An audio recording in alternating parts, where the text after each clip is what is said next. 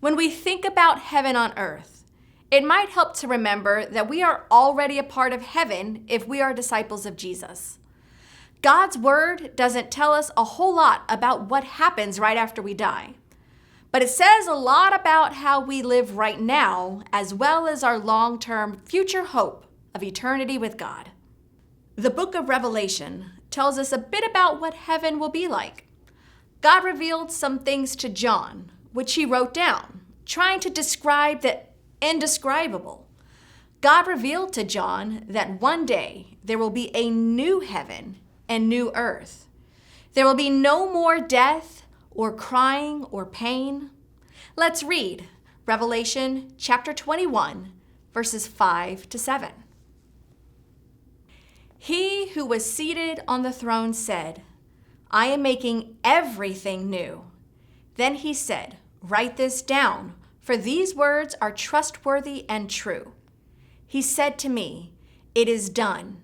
I am the Alpha and the Omega, the beginning and the end. To the thirsty, I will give water without cost from the spring of the water of life. Those who are victorious will inherit all this, and I will be their God, and they will be my children." Many people have heard that eternity in heaven will be about worshiping God. So they get this image of standing with their hands raised, singing before the throne forever. That sure does sound boring to most of us. But the Bible tells us it will be new and perfect. Yes, we will worship God, but worshiping is so much more than singing. We will be in His presence all the time, which will make our hearts worship in whatever we do. God made us to create and explore and enjoy the world He made. The same is true for eternity.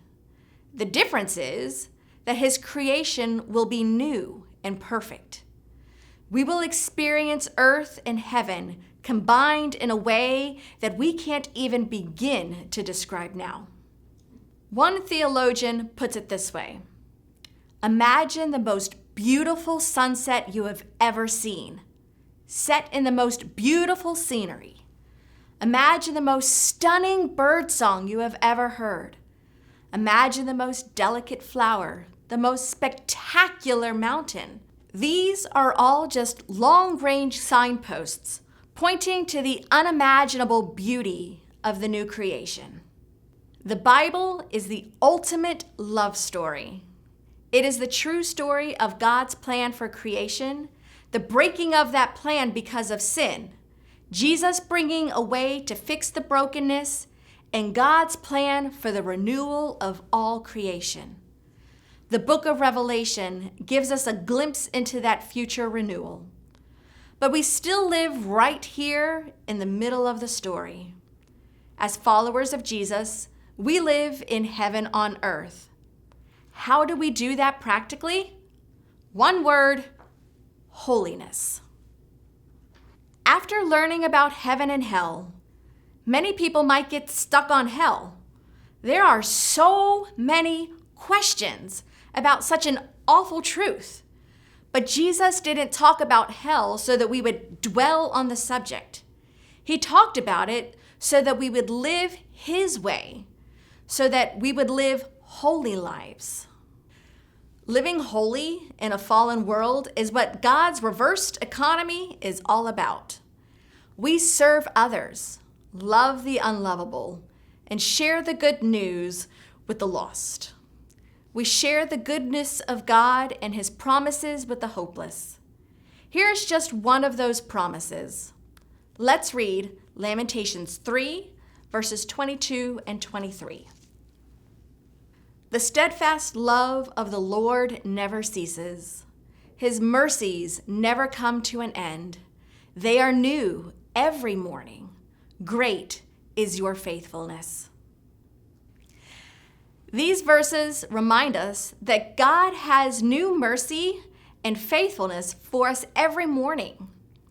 His love never runs out.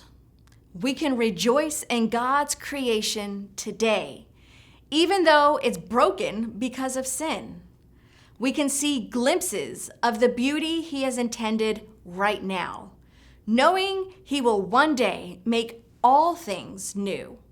It won't just be renewed, it will be a fresh creation as God always intended, and it will be perfect. This is the hope we can share with others.